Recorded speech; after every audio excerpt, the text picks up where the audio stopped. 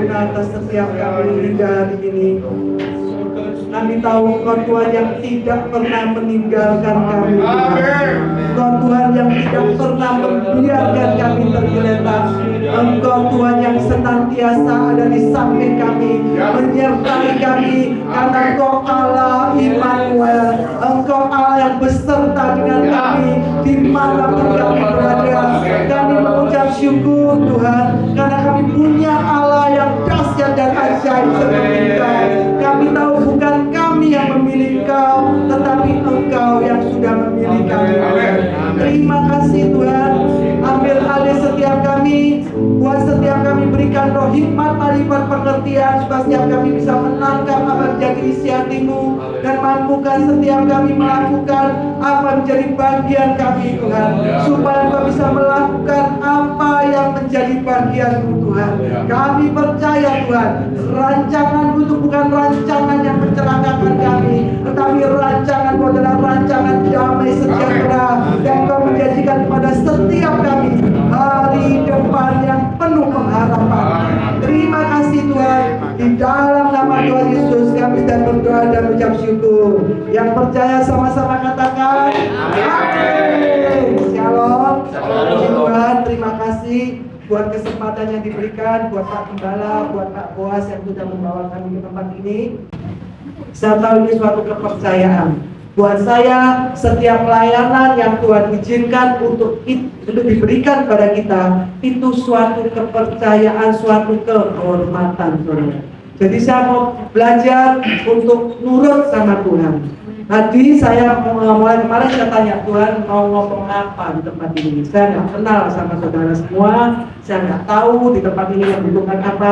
Tapi saya punya Tuhan yang maha tahu, saudara. Dia tahu semuanya. Waktu itu kemarin ngomong gini, belajar untuk kembali ke panggilan awal. Panggilan awal apa? Menjadikan Yesus sebagai Tuhan dan Juru Selamat. Amin.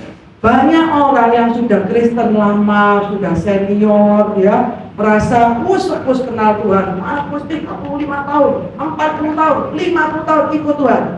Tapi apakah kita masih menjadikan Yesus sebagai Raja? Tidak cukup cuma sebagai Juru Selamat, tukang selamat. Seringkali dengan seringnya kita melayani Tuhan, akhirnya bukan kita yang diperintah Tuhan, tapi kita merintah Tuhan. Tuhan gak lagi sebagai Tuhan kita, tidak lagi sebagai Raja dalam hidup kita, tapi cuma sebagai tukang selamat, Juru Selamat. Tahu ya, tukang ledeng rusak, cari tukang. Kalau ledeng gak rusak, gak butuh tukang, ya kan? Gak butuh tukang ledeng. Sama seringkali kita taruh Yesus hanya sebagai tukang selamat, Juru Selamat. Kalau butuh apa-apa baru cari Yesus, merintah Yesus. Saya dulunya dari agama Katolik, saudara.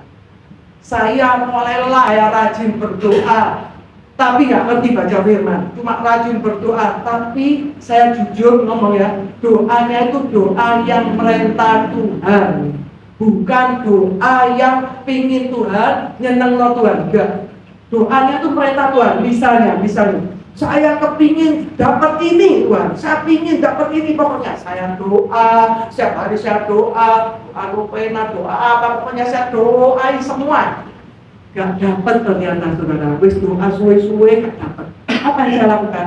Saya marah sama Tuhan. Saya ngomong sudah doa lama gak dikasih Tuhan, ini agak gereja-gerejaan. Nah, Tuhannya itu siapa?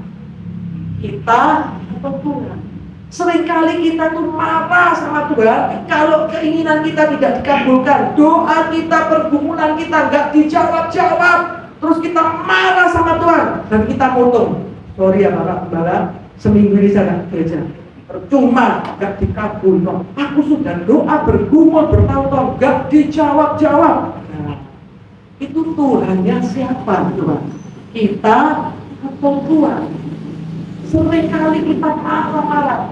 Contoh, kalau misalnya Bapak Presiden, kita kerja sama Bapak Presiden ini misalnya ya, kita sebagai mungkin menteri pembantu, bukan pembantunya menteri loh ya, menteri tapi pembantu. Jadi levelnya di bawah menteri. Nah, terus kita karena tidak cocok, kita itu kepingin cepat naik pangkat, naik pangkat, naik, terus kita marah-marah sama Pak Presiden. Kira-kira diapain kita sama Pak Presiden? Kita marah ngambek, gak ngantor seminggu. Naik jabatan lagi, terus lama mengabdi, terus kita gak ngantor. Kira-kira diapain sama Pak Prabowo? Disanjung, terus Pak Prabowo minta maaf, mohon maaf, saya belum menaikkan jabatan. Apa seperti itu? Diapakan saudara? Dipecat saudara, dipecat. Loh, kamu tuh siapa? Marah-marah sama presiden, marah-marah sama bosnya. Sama dengan Tuhan. Seringkali kita marah sama Tuhan, ngambek sama Tuhan. Loh, bosnya itu loh siapa? Kita lupa kalau bosnya itu Tuhan. Kita itu hamba, kita itu jongosnya Tuhan. Kenapa kok sampai jadi jongos? Loh, kita ini harusnya sudah mati, masuk neraka, gak punya harapan, tapi Yesus tebus kita supaya kita punya harapan untuk masuk surga. Dijamin masuk surga yang percaya sama Dia. Tapi bukan cuma dijadikan tukang selamat, saudara. Seringkali kita cuma gitu, dompet hilang. Nah, saya dompet hilang, marah sama Tuhan. Sampai dulu tuh saya gitu, Tuhan, kamu tuh kok tega Tuhan, dompet hilang kok ya mau biar mau buatan orangnya itu balik no dompetnya gitu loh Tuhan. Terus gak dibalik-balik no, jengkel sama Tuhan, dompet hilang loh Tuhan, gak dibalik no. Tuhan ini jomosi kita kok enggak? Pembantu kita aja kalau dompet kita hilang, masuk kita marah, Mbak, kamu kok biasa jaga dompetku sih Mbak? Kamu tuh ya apa Mbak? Tak pecat kamu, gara-gara dompetku hilang kamu tidak jaga. Masa kita lakukan pembantu kita seperti itu? Ya enggak, Tuhan, masuk salahnya pembantu, ya kan? Keteledoran kita sendiri. Tapi berapa banyak kita ngalami sesuatu marahnya sama Tuhan. Tuhan kan maha tahu. Kenapa dibiarkan dompetku hilang Tuhan? Tuhan tuh penjaga dompet kita kan? Tuhan kan maha tahu. Kenapa kontrakanku mau habis, aku gak cepet-cepet diberkati? Marah sama Tuhan. Loh, Tuhan itu siapa? Seberapa besar, seberapa kita taruh Tuhan di hidup kita, sejauh itu Tuhan kerja. Kalau Tuhan cuma sebagai tukang selamat, itu namanya ban serep, saudara. Ngerti ya? Ban serep itu keluarnya kapan? Kalau ada ban yang gembos, kalau terjadi sesuatu, baru ingat ada ban serep, cari ini. Selama mulus-mulus, ada yang kemana-mana cari ban serep? Nggak ada. Nah, seringkali kita taruh Yesus hanya sebagai ban serep. Kalau ada masalah, cari Yesus. Kalau nggak ada masalah, lupa Yesus.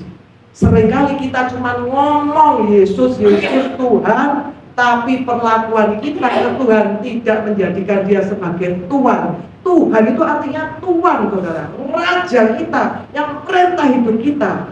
Dulu saya waktu masih Katolik, setiap hari saya ini ke gereja. Di Katolik setiap hari ada ibadah, bukan ibadah, misa jam 5 pagi. Datang ke gereja, semua doa, saudara, saya buka dari A sampai Z, tak bukai semua, tak doai semua, sampai tampil, lek mangkel, lek lagi sumpah ditambahin, nangis-nangis, tutup, selesai misa pulang. Besok lagi sampai saya punya langganan tukang becak di kos. Saya ini orang Pasuruan, orang desa, sekolah kuliah di Widya Mandala Surabaya waktu itu. Terus tiap hari saya ke gereja, nggak berubah hidup saya. Di sini mangkel, jengkel, di Kabulo seneng, di Kabulo mangkel. Cuman gitu toh isinya, cuman mangkel, jengkel, seneng, mangkel, jengkel, gitu-gitu aja. Nggak ngalami apa-apa. Sampai saya baru ngerti bahwa saya itu harus menjadikan Yesus sebagai Tuhan, dan Raja dan Juru Selamat dalam hidup kita. Gak bisa merintah-merintah Tuhan seenaknya. Nah, ini ada ilustrasi, ada orang yang punya rumah nih. Nah, misalnya nih punya rumah ini, ada loteng ya, ada loteng, terus kita ngomong sama Yesus nih misalnya. Ini sama Yesus, kamu cuma punya kuasa di loteng atas. Itu sebelah pojok sana. Yang sini pokoknya jangan putar-putar Yesus. Enggak usah ya. Oke. Tiba-tiba ada pencuri datang, perampok datang, masuk. Kan Yesus kuasanya cuma di daerah sana, di pojok sana. Yang sini diobrak-abrik sama perampok. Ya Yesus gak ikut-ikut, sama kita gak diserahkan. Kita ngomong Yesus kok gak ditolong. Nah, kita kan cuma kasih Yesus di pojokan sana. Yang pikir-pikir, iya, betul juga ya. Oke, Yesus mulai sekarang lantai 2 punyamu, kamu yang menguasai. Lantai 1 saya, jangan diutak-utak. Perampoknya ada orang lain, perampok datang lagi, diobrak-abrik lantai 1, lantai 2 nggak diobrak-abrik, dia naik lihat ada Yesus gak berani, turun lagi yang diobrak-abrik lantai 1. Terus kita ngomong, Yesus kok gak ditolong? Loh, kan kamu cuma kasih aku kekuasaan cuma lantai 2, lantai 1 kan nggak kamu kasih ke aku. Kita marah-marah seringkali, tapi kita nggak kasih kesempatan ke Tuhan untuk yang megang kendali. Sampai suatu hari orangnya sadar, oke Yesus mulai sekarang semua lantai 1, lantai 2 wes kamu jadi kuasa, aku nyerah, aku tak di kamar Yesus, kalau buka no Yesus itu urusanmu. Sejak itu gak ada yang berani masuk, begitu buka ada Yesus lari. Dalam hidup kita itu juga seperti itu. Sejauh mana seluruh aspek hidup kita dikasih ke Yesus, atau cuma bagian-bagian tertentu yang kita serahkan ke Yesus. Ya sejauh itu Yesus kerja. Kalau kita seluruhnya kita kasihkan ke Yesus, Tuhan masa depanku, hari depanku, hari tuaku, cita-citaku, anakku, keluargaku, semuanya aku serahkan ke kamu. Izinkan Tuhan yang menjadi penguasa tunggal atas seluruh aspek hidup kita. Amen. Jangan disisain. Semua boleh Tuhan, kecuali. Nah, seringkali kita kecuali yang ini, justru yang diobrak-abrik lewat yang ini, yang kita sayang-sayang ini, diobrak-abrik. Termasuk anak. Anak itu punyanya siapa? Punya siapa anak? Titipan loh, Bapak ngerti, titipan saudara. Tapi seringkali kita didik anak gak pernah tanya yang nitipi. Pernah gak? Harus gini, kamu tuh gak nurut, gak pernah tanya yang nitipi siapa. Itu kan katanya titipan. Contoh ini, ada anjing kesayangan, orangnya kaya, pergi luar negeri, titip anjing ke kita. Kita biarnya aja, kesayangan dulu. Sama orangnya pasti dikasih apa? Semuanya kan. Ini vitaminnya, ini minumannya, ini makanannya. Nanti kasih ini. Semua dicukupi enggak sama yang titip?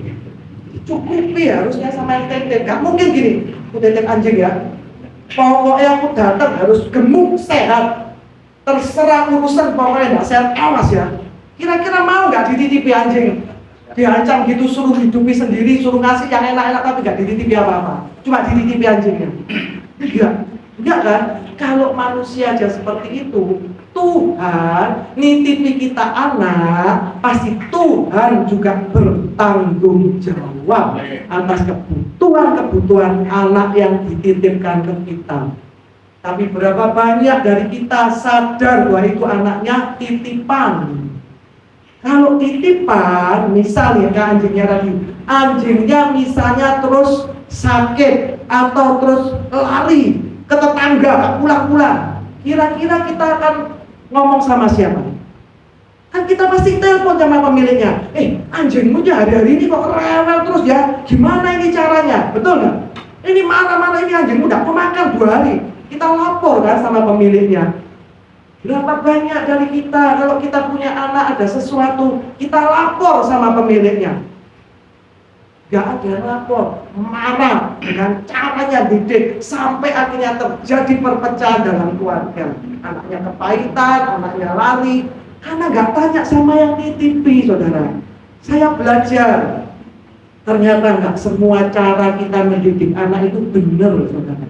Seringkali yang menurut saya benar, menurut Tuhan ternyata salah. Seringkali saya misalnya anak saya kepingin gini, saya nggak cocok, udah pokoknya harus gini. Saya marah, mami ini kuno. Saya mulai tanya sama Tuhan, ini loh anak titipanmu loh Tuhan, berontak Tuhan, marah-marah katanya mami kuno. Enaknya gimana ya Tuhan? Kan padahal aku betul loh Tuhan. Seringkali Tuhan nggak ngomong gitu ternyata. Nggak gini, iya betul, memang anakku kurang aja. Enggak loh saudara. Seringkali Tuhan cuma ngomong, dia itu perlu gini, diajari. Kenapa? Karena Tuhan yang punya, Tuhan yang cipta. Jadi dia ngerti ya caranya menangani anak kita. Ngerti nggak? Ngerti, karena dia yang punya, kita ini cuma dititipi. Tapi berapa banyak dari kita merasa yang punya anak itu, sehingga kita punya hak penuh atas anak itu.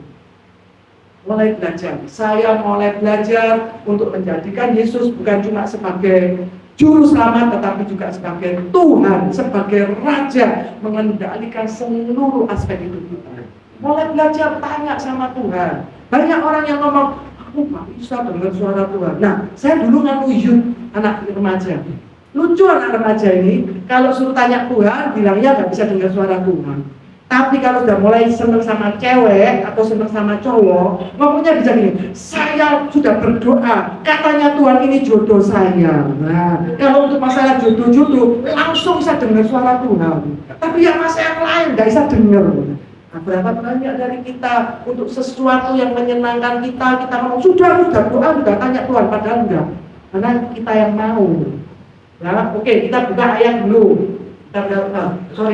Saya memperkenalkan diri dulu. Saya istrinya Bapak Sentosa.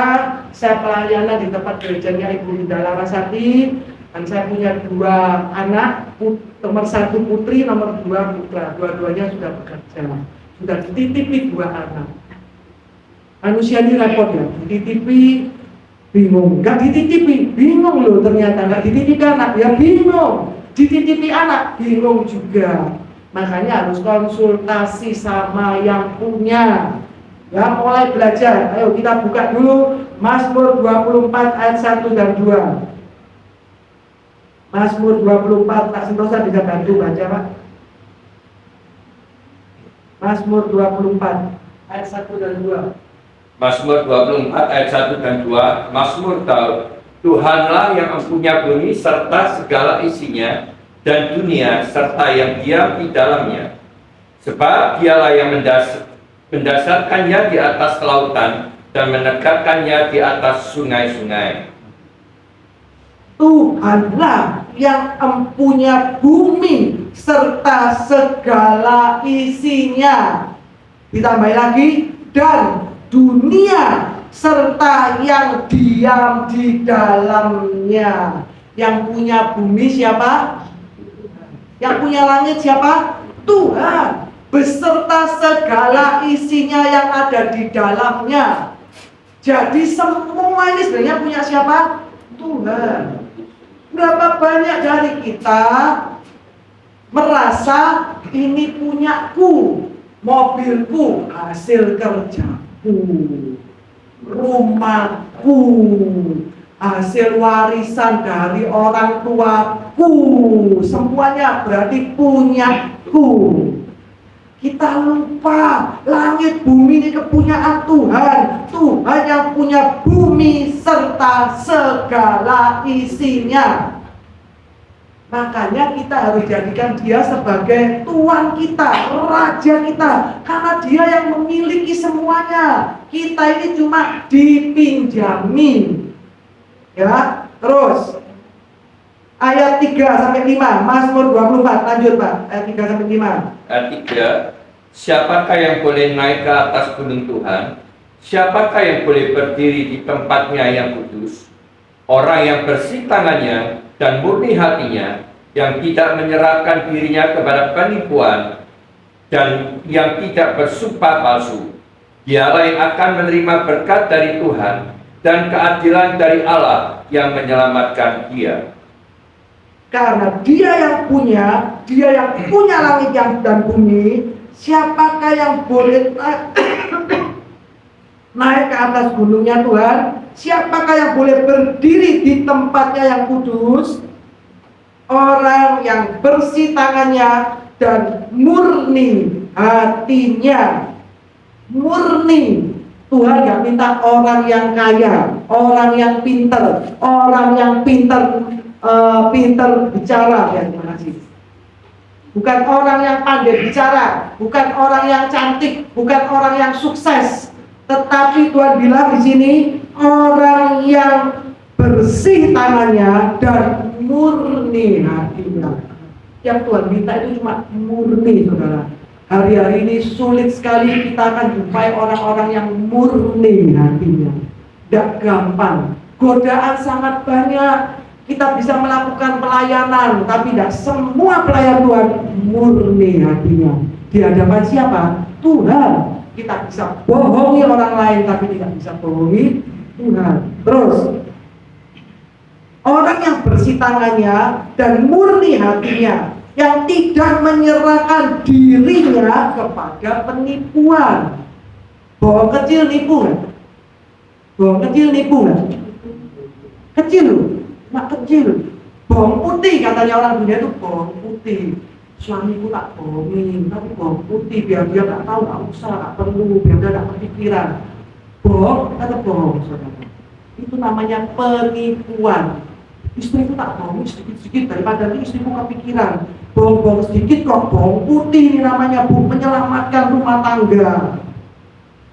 Penipuan itu membuat kita tidak bisa naik ke dunia Tuhan, gak bisa ketemu Tuhan, gak bisa mewarisi apa yang Tuhan sediakan buat kita.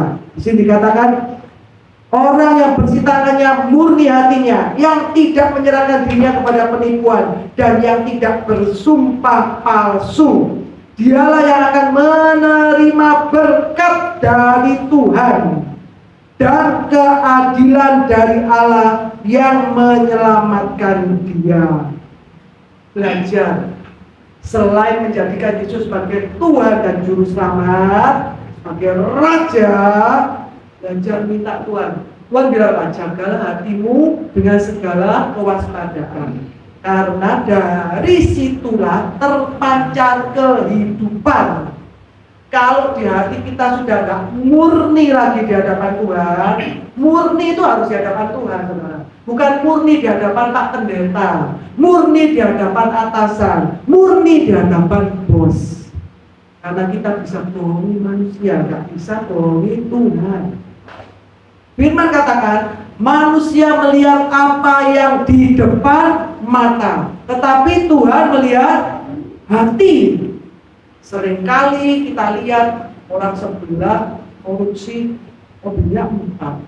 Tetangga saya pejabat, mobilnya banyak, padahal korupsi. Kok enak ya Tuhan? Seringkali kita merasa yang tidak murni diberkati kok Tuhan. Tapi firman Tuhan bilang, jangan lihat yang sekarang. Kita kan lihat sekarang, nggak tahu berakhirnya seperti apa. Itu ibarat film, itu belum happy endingnya, belum tamat, masih di tengah-tengah. Seringkali Tuhan katakan, lakon menangi Harry. Kalau lakon menang di depan, filmnya buyar, saudara. Jadi lakon harus menangnya di belakang, happy endingnya selalu di belakang. Tetapi kebenaran tetap kebenaran, tidak bisa ditipu, tidak bisa diganti dengan apapun. Dan kebenaran itu meninggikan derajat bangsa. Makanya seringkali kita berdoa buat bangsa ini. Kenapa? Karena terlalu banyak korupsi di bangsa ini, sehingga tidak ada kebenaran. Kalau kebenaran dan kebenaran itu meninggikan derajat bangsa, itu firman yang ngomong. Kebenaran meninggikan derajat bangsa. Derajat bangsa kita bisa naik kalau bangsa kita hidup dalam kebenaran. Oleh karena itu dibutuhkan orang-orang yang mau berdiri untuk bangsa dalam kebenaran dan kemurnian hati. Gampang nggak? Nggak gampang. Tapi kalau kita mau, pasti bisa. Kalau mau, bukan mampu. Tuhan tidak cari orang yang mampu, tapi cari orang yang mau. Gampang cari orang yang mau, yang mampu. Gampang. Menurut Tuhan, urusannya Tuhan. Terus lanjut. Kita lihat. Saya belajar dari Daud. Dulu saya merasa mulai kecil sampai besar, sampai kuliah, saya itu sudah ikut Tuhan. Tapi kok yang gereja gak yang gereja, kok ikut Tuhan, gak ikut Tuhan, rasanya kok gak berubah. Rasanya kok tetap tertekan, tetap semua tetap. Sampai ujung-ujungnya saya itu salah masuk jurusan, saudara. Sampai ingin bunuh diri. Saya ini dari Pasuruan. Di kota kecil saya itu cewek zaman saya dulu nggak boleh sekolah tinggi-tinggi, katanya mereka geopo cewek sekolah tinggi-tinggi nggak perlu. Setelah sekolah toh nikah, nikah masuk mana? Dapur. Sekolah tinggi kursus cukup. Tapi saya tuh pingin sekolah, waktu itu pingin kuliah. Saya ngomong sama papa saya bukan orang yang kaya. Saya ngomong, Pak, aku pingin kuliah. Papa saya bilang, kuliah? Ya kamu kuliah aja. Papa akan berusaha supaya kamu bisa kuliah, gak sampai putus. Sungguhnya Pak, Papa gak bisa bayar aku di luar ya apa Pak? Papa akan berusaha, bila perlu tak jual mas-masannya mama, mas-masannya mamaku. Gak mau dijual sampean supaya saya ini bisa lulus kuliah katanya. Jadi kan saya tersanjung saudara. Ya, karena Papa bilang, Papa ini orang bodoh, tapi Papa kepingin anak-anaknya tidak bodoh, jadi sarjana. Nah itu cita-cita orang tua yang di desa sederhana, ingin punya anak yang sarjana. Jadi akhirnya saya kuliah, saya itu senang matematika. Saya mau masuk jurusan matematika. Keponakan saya anak paling besar, keponakan saya, kakaknya papa saya, anaknya paman ini semua itu sudah kuliah ngomong gini, jangan masuk matematika. Ngapain? Kalau duitnya.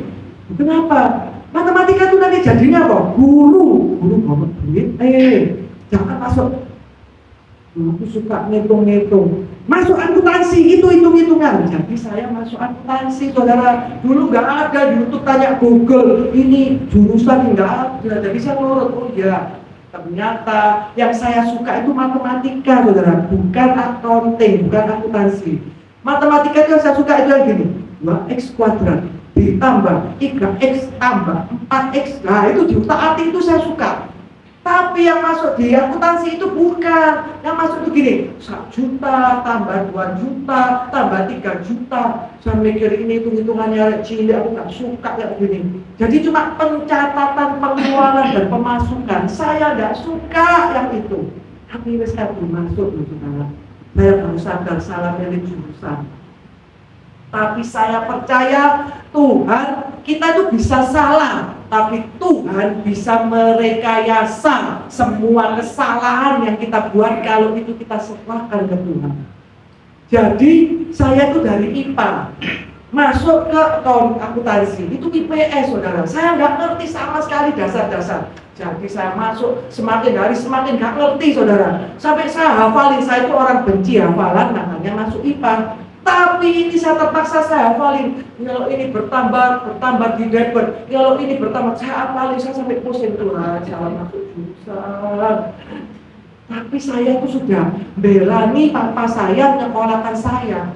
Nah, saya punya tante bilang gini, buat apa anakku dikuliahkan di Surabaya? Lihat ya, ngapain cewek kalau kuliah di Surabaya? Terus disumpahin gini tadi. Lihat ya, nanti kalau udah meteng ya, hamil, kalau udah hamil pasti di drop out itu. Saya dengar, diancam. Kalau mati bukan tambah mundur tambah gini.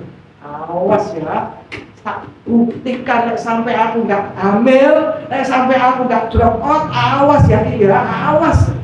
Tapi itu ternyata juga nggak sesuai dengan yang Tuhan mau. Karena kita mau balas dendam, mau membuktikan. Kalau mau membuktikan biasanya itu tambah jeblok saudara. Nah sudah salah masuk jurusan saudara. Jadi saya tuh setiap hari ingin Tuhan. Lama-lama IP-nya itu sampai C semua. Matematika awalnya ada matematika, ada A-nya. Karena matematika itu saya senang. Lama-lama matematikanya cuma 2 semester, setelah itu nggak ada matematika. Terus akhirnya nilainya C semua. Lama-lama yang akuntansi ada D-nya 1. Saya mulai gini, beneran ini saya drop out sungguhan ini, katain tante ini bener aku drop out ini wes. Gak meteng tapi drop out ini wes. Saya mikir Tuhan apa? Sampai saya tuh pingin bunuh diri. Saya merasa gagal. Saya merasa mengecewakan papa.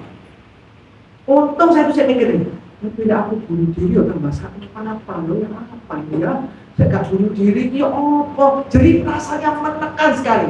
Saya baru tahu kenapa kok cuma gitu aja kok pingin bunuh diri. Saudara, setiap orang itu ternyata punya apa ya, dari nenek moyang. Saya emak saya emak dari papa, jadi ibunya bapak saya itu meninggal bunuh diri.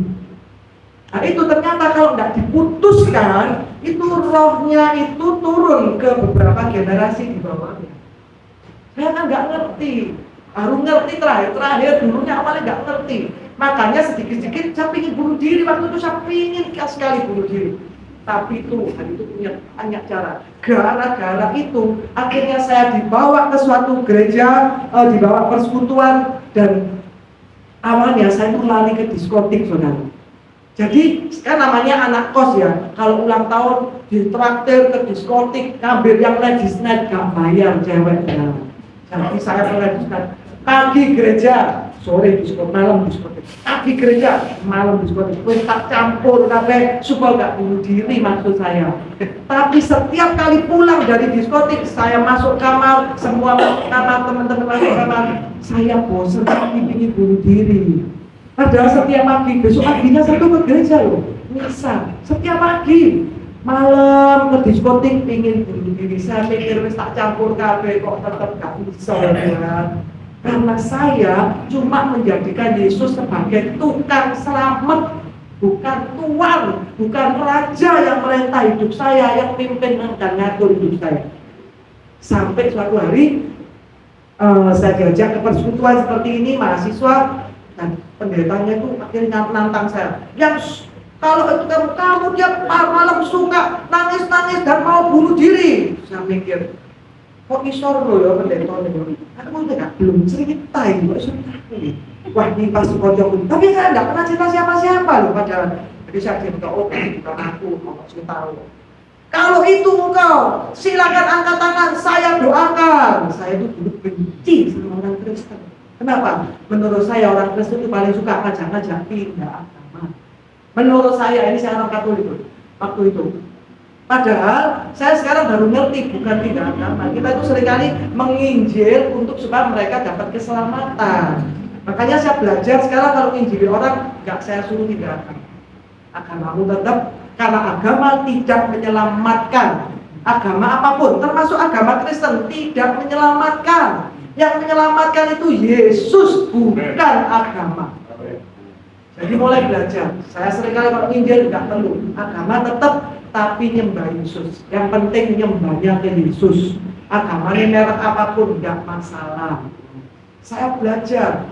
Saya sampai akhirnya terima Yesus sebagai Tuhan dan Juru Selamatku. Dia ngomong gini, ya yang sudah. Saya mikir dia ya, pulang ke kos. Ingin bunuh diri, ya, berbicara. Jadi aja angkat tangan, kan doa nomor itu. Yang sudah angkat tangan, silakan berdiri. Dibujukin, pendeta ini sudah bujuk ternyata. Jadi saya pangkel, saya nggak mau. Teman saya sebelah, ini saya sama anak kos saya dulu. Ayo berdiri loh, aku noleh. Loh, koncoku loh nangis. Jadi kita nangis, orang dua kita satu kos. Nangis mau lurus kan, nggak mau cari ini, doa angkat tangan, saya itu suruh berdiri. Pendetanya loh bisa ngomong gini, saya tahu ada yang mau berdiri tapi malu. Dia bilang gitu, kok iso ya, kok tahu saya heran. Itu nggak kudus saudara. Saya tidak akan melanjutkan kebaktian, saya akan menunggu Anda. Saya mikir gini, saya itu duduk di nomor 2 dari depan. Saya mikir, waduh pendeta emang ketok ya aku angkat tangan, saya kira aku nggak angkat tangan, nggak berdiri, makanya pendeta ketok ya aku dihancam itu lainnya. Saya itu tujuan ke sana sebenarnya cuci mata saudara. Arek nom, malah anak muda daripada di kos nganggur, cuci mata kan lumayan. Jadi setiap cowok yang masuk, kita saya sama teman-teman elek, ganteng. Kita tuh tujuannya kan ini, elek, ganteng. Lek sing wis ganteng saudara, punya pacar pasti wis sampe pinggirnya ada pacare. Tapi sing elek baru pacare tapi elek saudara. Jadi elek terus kita ngomong, wong Kristen itu elek lho. Cocok kita di Kristen ini, elek. Nah, tujuannya cuci mata saudara. Tapi Tuhan itu tetap Tuhan. Dia itu mau kamu tujuannya apapun, kalau sudah kena ya kena saudara. Nah sudah. Terus karena pendetanya ngomong saya tunggu, saya tidak akan lanjutkan kebaktian, saya akan malu yo gara-gara itu. Jadi saya berdiri saudara. Ngomong lagi pendetanya, yang sudah berdiri silakan maju ke depan. Waduh, saya langsung duduk saudara. Benar dong, ibu juga pendeta ini, pendeta ini sebenarnya. Nah, saya nggak mau maju loh. Pendeta yang ngomong lagi, Kalau itu saudara ingat kalau malam nangis-nangis mau bunuh diri, saya tahu ya. Saya tetap menunggu Anda. Saya tidak akan lanjutkan kebaktian ini. Ya daripada semua lihat saya mikir kan isin toh yang tambahan. Jadi saya majulah ke depan. Tapi perjanjiannya gini, Tuhan, nggak pakai nangis-nangis, nggak pakai macam-macam ya Tuhan. Pokoknya aku bertobat ya Tuhan. Nanti malam aku masuk kos, saya nggak ingin bunuh diri. Jadi saya maju. Saya usap semua, ini tadi sudah nangis-nangis di bangku saudara. Saya maju ke depan, saya kaget. Oh, di depan tuh anak muda semua banyak. Pendeta ini ikel-ikel kecil saudara, orang NTT saudara. Kalau ngomong engkau nggak bisa, engkau gitu.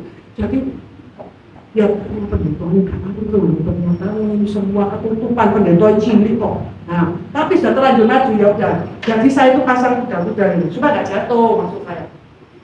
Belum didoakan saudara, masih gini. Ya sekarang angkat tangan, masih angkat tangan gini, belum didoakan. Itu ya dari dalam perut saya itu rasanya ada sesuatu yang dorong keluar. Saya itu teriak paling keras saudara di antara semua. Belum doa, belum. Jadi saya nangis. Ini teriak, sini jalan. Saya ngomong gini, Tuhan. Janji ini mah gak untuk ini loh Tuhan. Ya apa ini Tuhan? Tuhan ya apa ini Tuhan? Izin dong Tuhan. Tapi saya nggak bisa menghentikan. Tapi saya nggak bisa mungkir ya. Itu ada sesuatu yang jebol dari dalam diri saya. Keluar. Nangis teriak-teriak. Untung nggak sampai jatuh-jatuh sekali. Tapi teriak, nangis. Saya ngomong Tuhan sampai nangis-nangis. Bendol kabeh isi belakang banyak cowok. Tambah bendol kabeh hari itu saudara. Paling bendol mungkin saya. Dan teriak paling keras ruangan saya. Seringkali kita nggak suka, Tuhan suka, saudara. Jadi hati-hati sama Tuhan, nurut aja paling enak. Tapi saya nggak bisa mungkin. Sejak hari itu, saya pulang ke kos, saya tunggu. Kok nggak bosan? Kok nggak pengen bunuh diri ya? Wah, berarti enak ya Tuhan. Sejak itu, nah waktu pendetanya maju ke depan apa gini? Kalau itu kamu yang ingin bunuh diri, engkau perlu Yesus. Sejujurnya saya kecewa waktu dia bilang engkau perlu Yesus. Kenapa? Saya duduk, Yesus. Yang pagi itu mau ke gereja. Yang pagi kan saya kebak misa, naik beca itu tiap jam 5 setiap hari. Ya nggak ketemu Yesus, nggak ketemu siapa di gereja. Pendetanya mungkin. Kalau engkau selama ini merasa tahu Yesus tapi tidak mengalami apa-apa, karena engkau tak pernah menjadikan dia sebagai Tuhanmu, sebagai Rajamu yang memerintah hidupmu. Saya mikir, nah, sampai ngene-ngene ini saya nggak ngerti. Gitu ya, Yesus sebagai Tuhan dan Raja. Yesus mau wes, pokoknya dia bunuh diri. Nah, tapi sejak hari itu sama Tuhan, masa depanku, cita-citaku, hidupku punya Tuhan. Mulai hari ini saya ini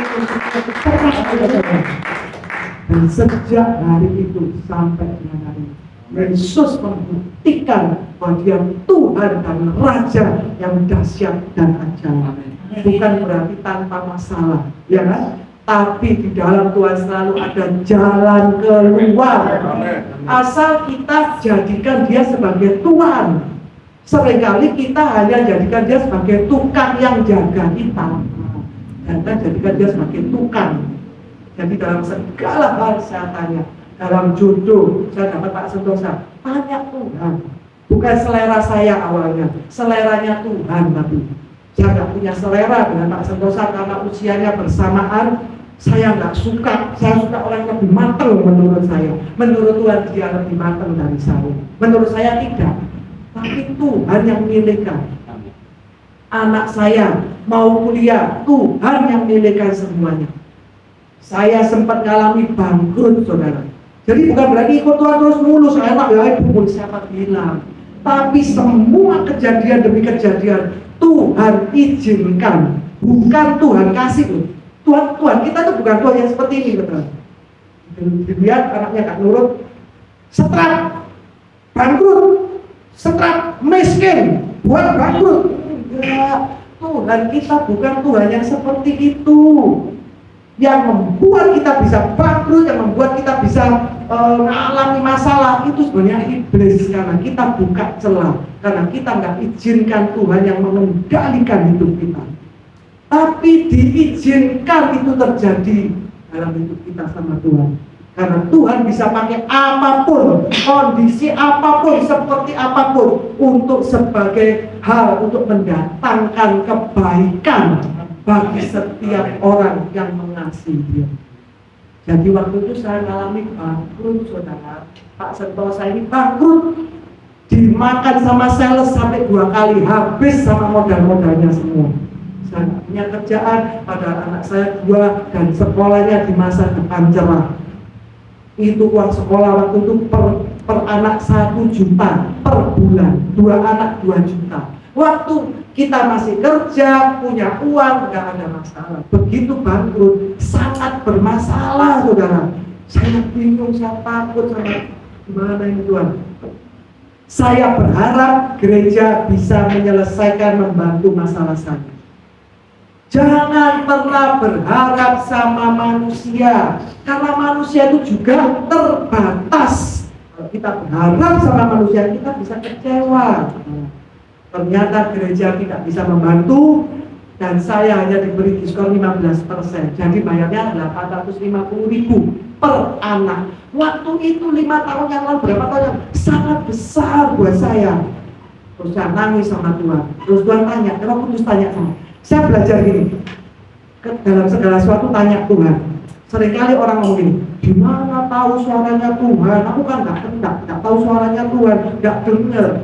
Tuhan bisa menjawab setiap kita dengan cara yang kita mengerti, saudara. Banyak cara. Salah satunya ya, dulu saya itu setelah saya bertobat, saya bingung. Saya kan sudah nggak mau pindah, pokoknya nggak pindah. Ojo nuti wong Kristen pindah agama, nggak usah. Tapi saya balik-balik lagi tanya Tuhan, apa saya harus pindah? Kalau harus pindah kenapa? Kalau nggak pindah kenapa? Kasih ayat Tuhan, ngomong apa Tuhan?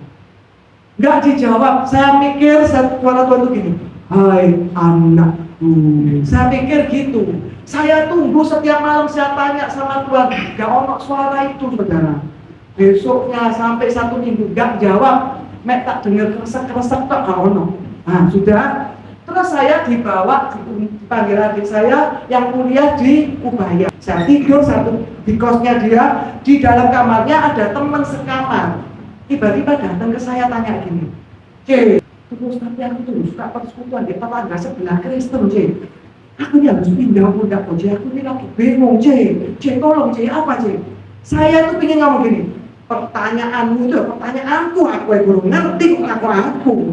Tapi saya tuh untungnya terus gini, harus tanya Tuhan. Terus dalam hati sama Tuhan, kalau kamu mau jawab pertanyaan ini lewat mulutku, pakai mulutku Tuhan.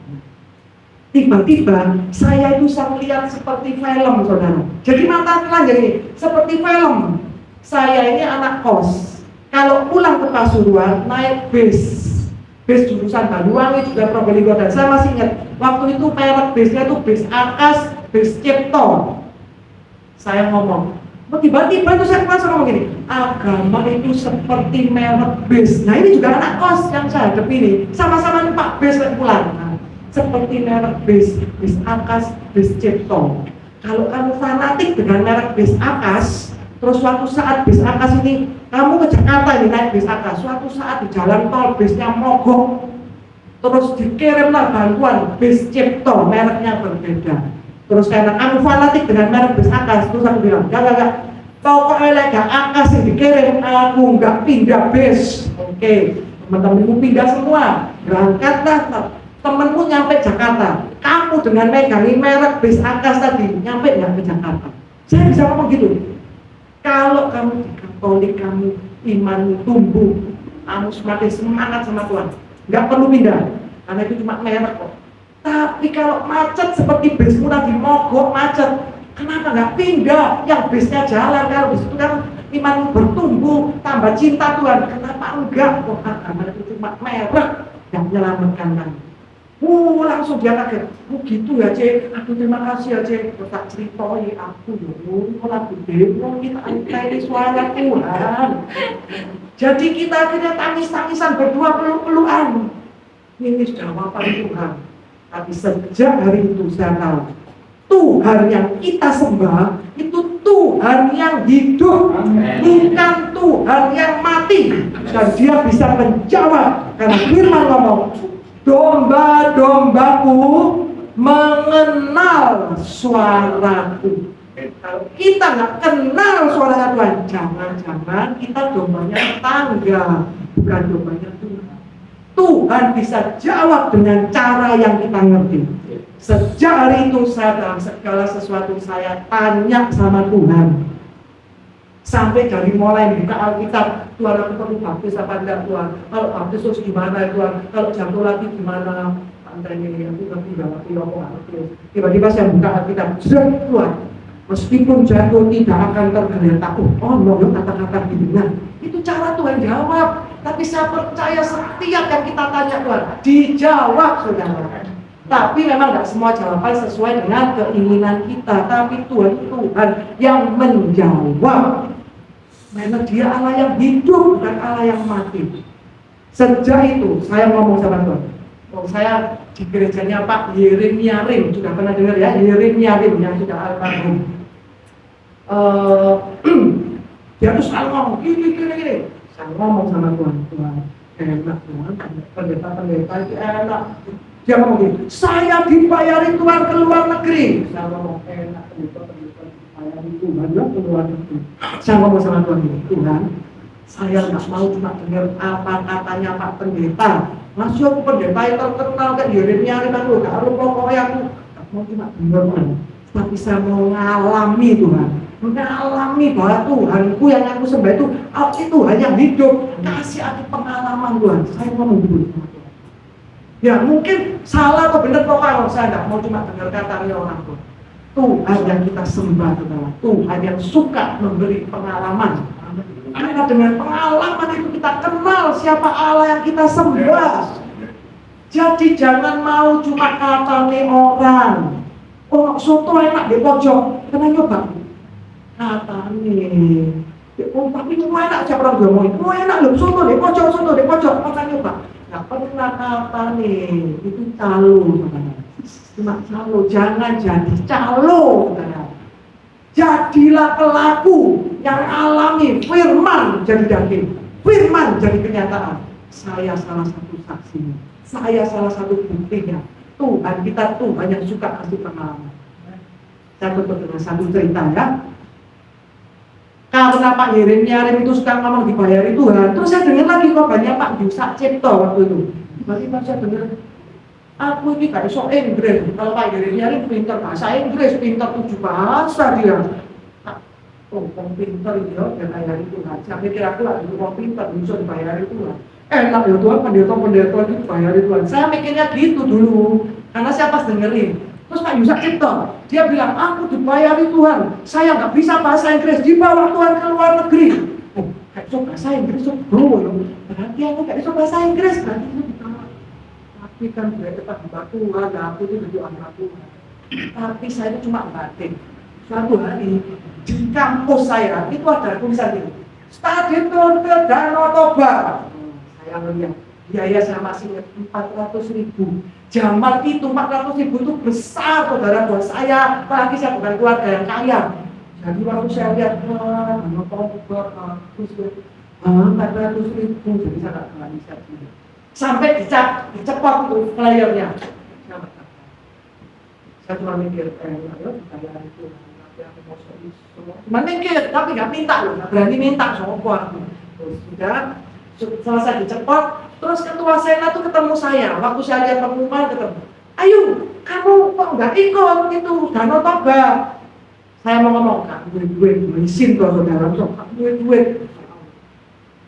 Enggak. Kenapa? Enggak apa-apa. Jawablah dengan senyum saudara. Itu adik duit. Enggak apa-apa ya, enggak kali ini saya enggak ikut. Beneran kamu enggak ikut? Enggak, biar enggak beneran. Masuk ke kantor senat ayo, aku mau ngomong. Masuk ke kantor senat, tanya ke saya. Kamu mau Melo? Ini ada panitia bagian kesehatan mengundurkan diri. Kamu bayar berapa? Enggak bayar. Kita dibayari sponsor. Kita cari sponsor nanti buat biayain panitia. Saya itu hampir jerit, yes, dibayar Tuhan. Tapi kan izin kok saudara. Jadi saya tahan, saya jauh. Cocok salah. Jadi saya ngomong gini, aku boleh minta waktu ya 1 minggu. Mau ngapain? Saya nggak sadar benar. Saya cuma aku mau doa, tanya Tuhan. Saudara tahu, ketua senat saya ngomong gini, kamu itu rodok ini, tayu, tanya Tuhan. Ya sekarangmu, 1 minggu pokoknya kembali ke sini. Setelah 1 minggu, saya tuh nggak berani balik tuh, saya takut. Jadi saya diam tok Tuhan, bener kata Tuhan ini dibayar Tuhan, ojo-ojo kok dibujui. Tapi saya nggak berani ngomong. 1 minggu kemudian saya nggak datang. Terus ketemu lagi saudara di kampus, dipanggil saya, ayo, gimana ayo, kamu mau nggak? Saya ngomong gini, saya ini jurusan ekonomi akuntansi.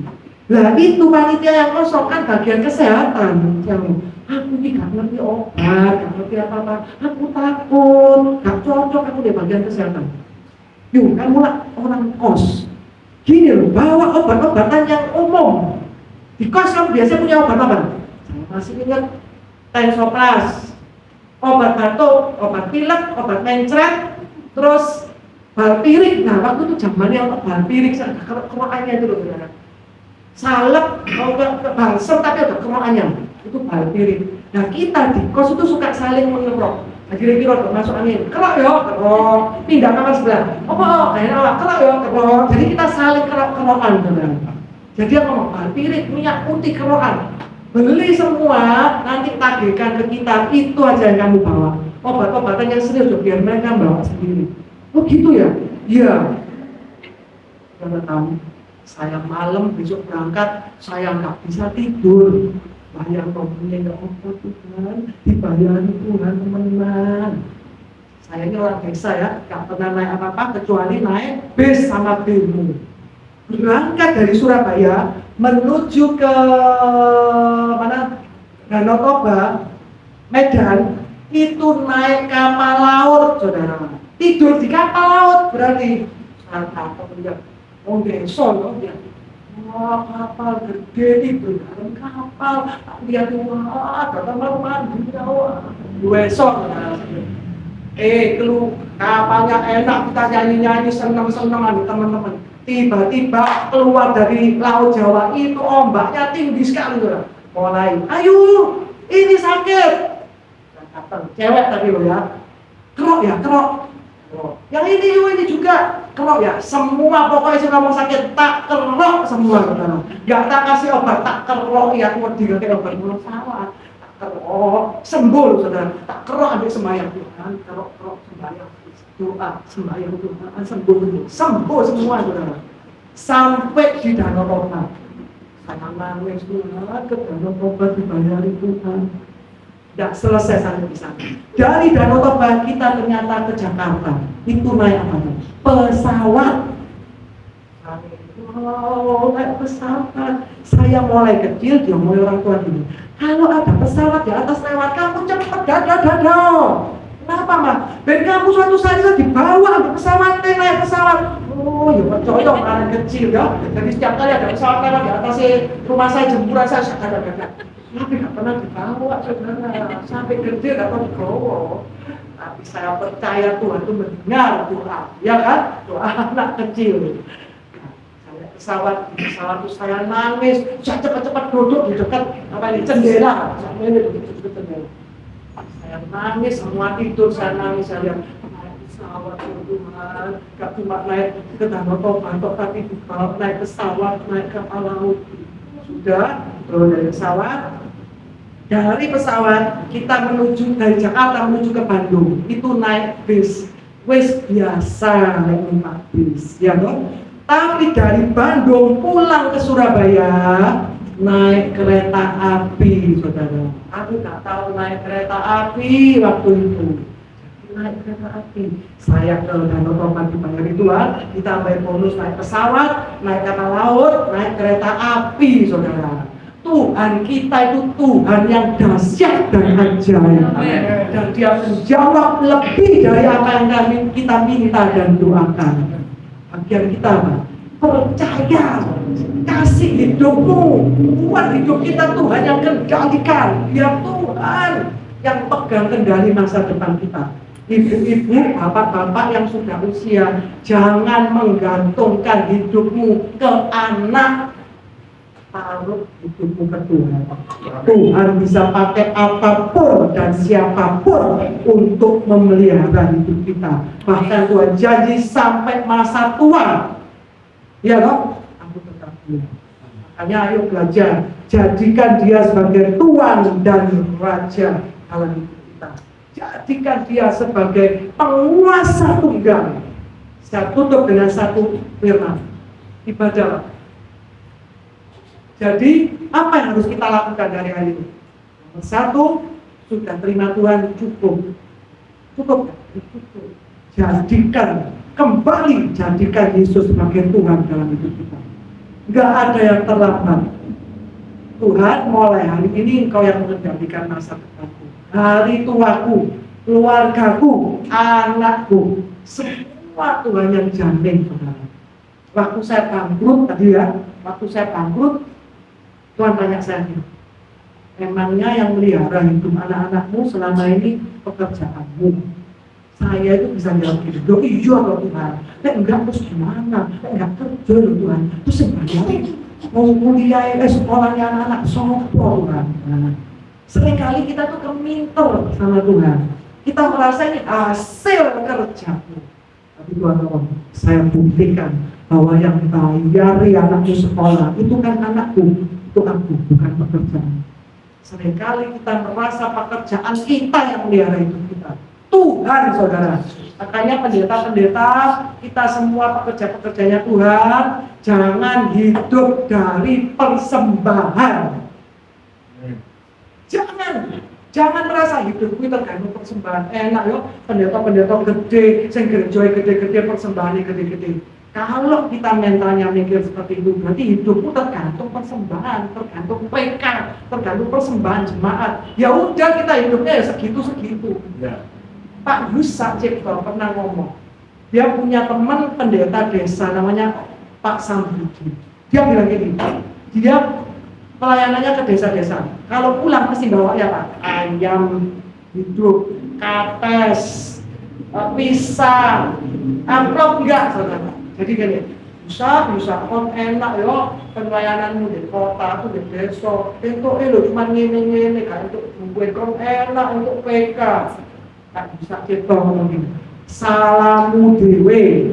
Lho apa salah ya? Nah kowe mikir uripmu hidupmu dipelihara oleh PK. Yo wis hidupilah PK-mu dan hidupmu. Loh terus harusnya gimana? Harusnya kamu tuh punya mental ini. Hidupku dipelihara Tuhan. Amen. Tidak tergantung persembahan jemaat, tidak tergantung PK dari jemaat, tapi aku dipelihara Tuhan. Amen. PK itu terbatas saudara, tapi Tuhan yang kita sembah, Tuhan yang tidak terbatas. Amen. Jangan batasi Tuhan dengan cara berpikir kita yang salah. Akhirnya Pak Sambudi bertobat. Yang ngomong biaya hidupku dipelihara Tuhan. Ini aku pelayanan yang melihara hidupku Tuhan, bukan persembahan dari jemaat, bukan PK dari jemaat. Gak lama kemudian tiba-tiba ada orang kasih dia mobil saudara. Kalau dari PK ya kan suatu mobil saudara, udah dapat PK, dapat ayam kates, sayur-sayuran, mana bisa beli mobil. Tapi kalau mental kita benar, cara berpikir kita benar, hidupku dipelihara Tuhan. Bukan dipelihara anakku, bukan dipelihara suamiku, bukan dipelihara istriku, tapi dipelihara Tuhan. Tidak tergantung pekerjaan. Kalau kita hidup dipelihara pekerjaan, terbatas saudara. Gaji itu terbatas. Nanti apa nih, bensin naik, kita susah. Heran gak naik bensin naik. Kalau kita dipelihara Tuhan, tinggal ngomong hidupku dipelihara Tuhan. Memang aku kerja dengan gajimu, tapi hidupku tidak dibiayai gajiku, tapi dipelihara Tuhan. Tuhan membuktikan dalam hidup saya. Waktu suami saya bangkrut, Tuhan membuktikan saya dipelihara Tuhan. Saya nggak ngerti caranya gimana, saya cuma dikasih tahu gini, Bu Ayu, pokoknya kamu kalau setiap hari punya duit, tetep ke kita, dicicil. Punya uang 20.000, tetep 20.000. Saya sampai dikasih 1 staf untuk nyatet. Tiba-tiba punya uang 50 tak kasih, punya uang 100 tak kasih, punya uang 20 tak kasih. Dicatat tanggal sekian 2 miliar. Saudara tahu, di akhir dari anak saya selesai sekolah, sisa 2 juta sekian. Dari mana? Ibu saya juga tidak tahu. Pokoknya punya uang sedikit tak cicil, punya uang apa ini tak cicil. Dari mana? Gak tahu. Tapi Tuhan buktikan kepada saya bahwa Dia yang memelihara hidup saya dan anak-anak saya. Bukan pekerjaannya Pak Sondosa, bukan pekerjaan saya, tapi Tuhan yang hidup. Minta pengalaman sama Tuhan, saudara. Tuhan mau gini, makanan, minuman, pakaian, kebutuhan pokok itu tanggung jawabku. Tapi keinginan mata, keinginan daging, pengen itu yang harus dikontrol, katanya Tuhan. Tapi kalau kebutuhan tanggung jawabku. Untuk makan, minum, pakaian, jangan khawatir dengan apa yang makan, minum, dan pakaian itu kebutuhan pokok, itu Tuhan jamin. Tinggal kita percaya. Saya percaya itu, saudara. Dan Tuhan buktikan dalam hidup saya. Anak saya kuliah, akhirnya masuk di sekolah negeri, gak bayar uang pangkal, saudara. Kalau bayar uang pangkal aku gak duit waktu itu, saudara. Tapi satu dia bisa masuk di sekolah negeri, lulusnya aku masuk ITS, yang satu bisa masuk tunnel, gak bayar uang pangkal, uang sekolahnya murah, seperti waktu SMP. Jadi saya tuh belajar Tuhan ya, gimana? Siapa yang bayar anakmu sekolah? Ya kamu kok, Tuhan, benar Tuhan, itu kan kerjaan. Terbukti, mulai itu aku percaya.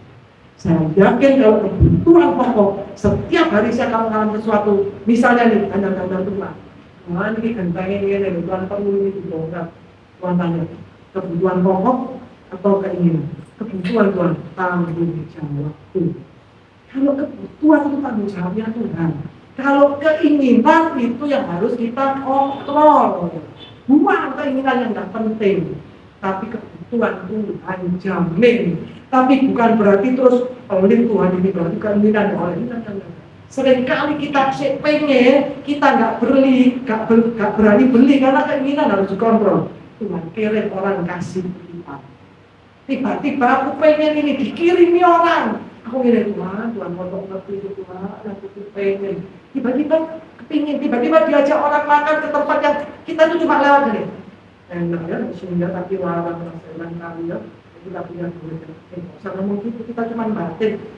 Tiba-tiba ada orang ajak, ayo saya mau ngomong sebentar, ketemu di sini.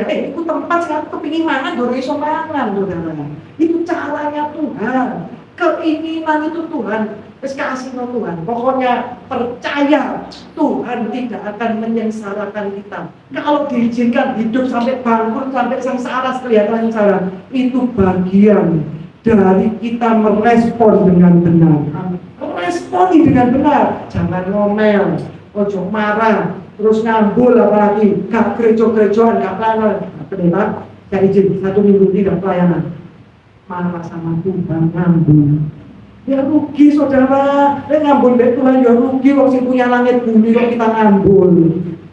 Ya, ayo setiap kita tutup dengan ibadah lagi Pak Sentosa. Kita tutup dengan satu firman. 1 Timotius 6 ayat ke-6.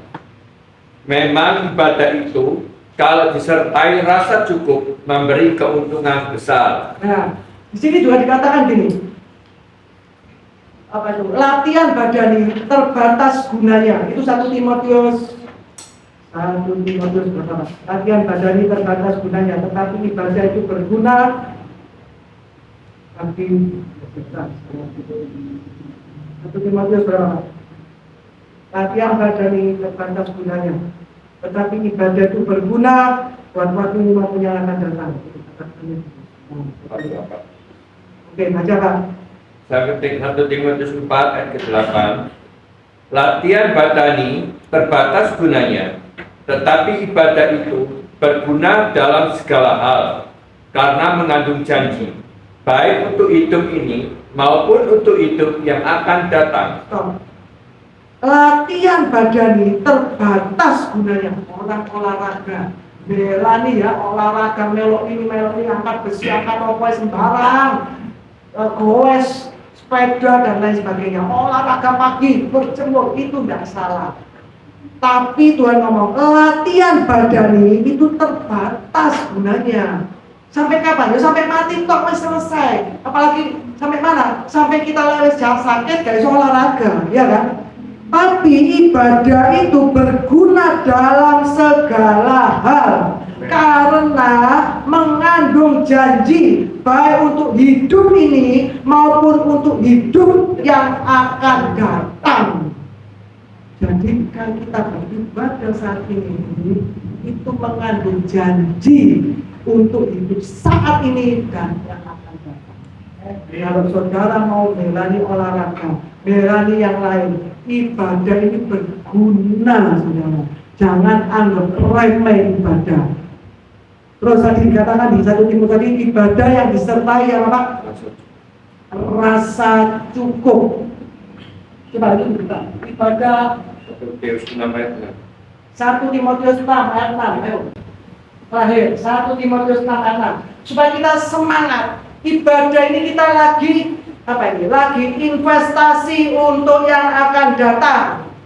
Jadi bergunanya bukan untuk saat ini aja, yang akan datang. Terus dikatakan, memang ibadah itu kalau disertai rasa cukup memberi keuntungan besar. Kalau kita ibadah tidak dengan bersungut-sungut, tidak dengan marah, tidak dengan ngancam Tuhan, tidak dengan gini. Udah dikowe anak aku.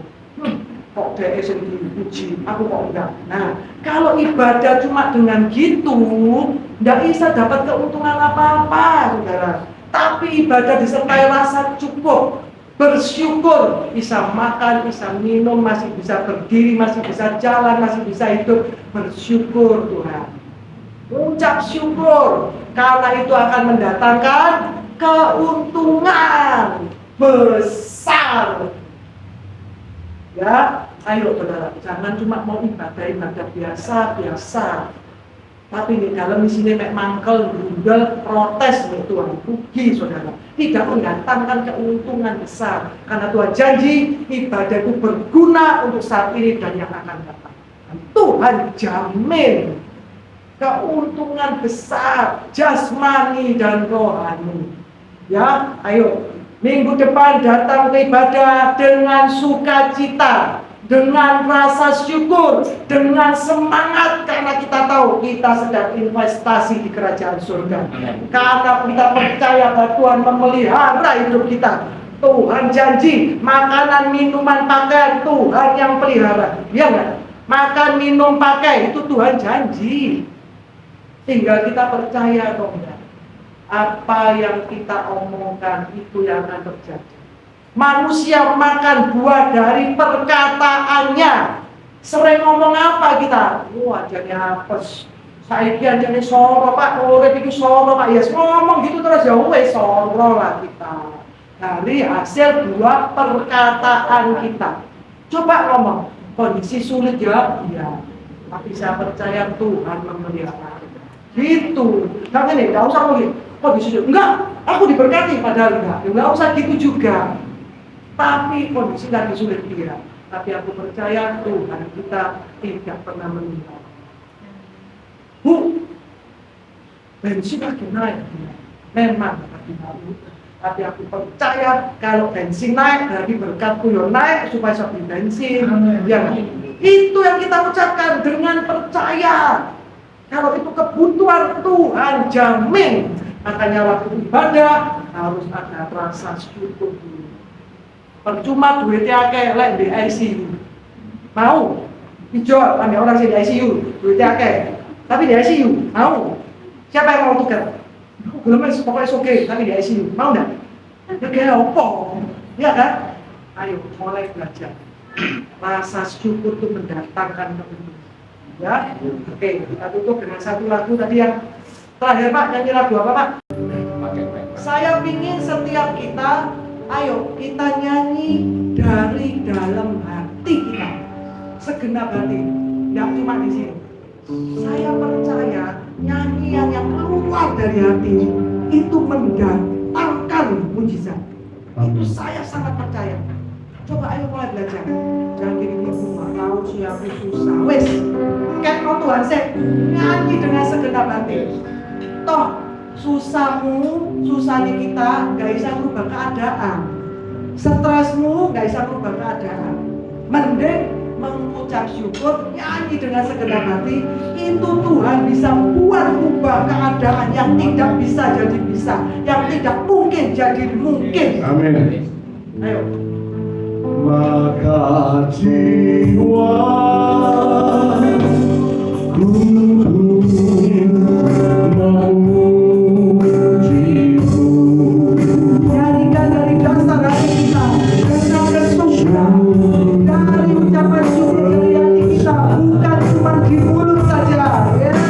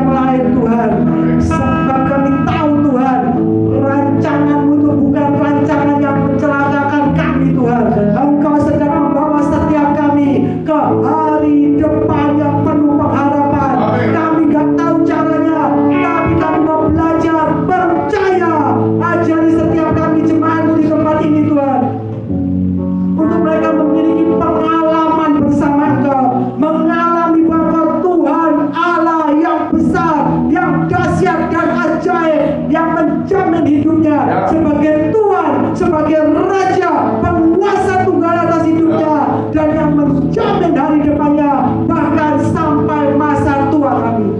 Terima kasih Tuhan, berikan pengalaman demi pengalaman, sehingga kami akan mendengar kesaksian demi kesaksian dari pengalaman hidup mereka satu persatu Tuhan.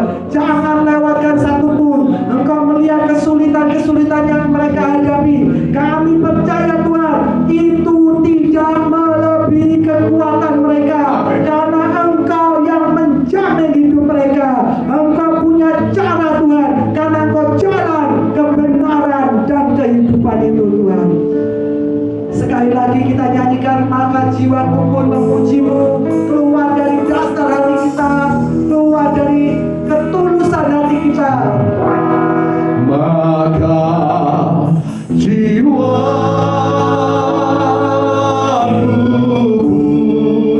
memuji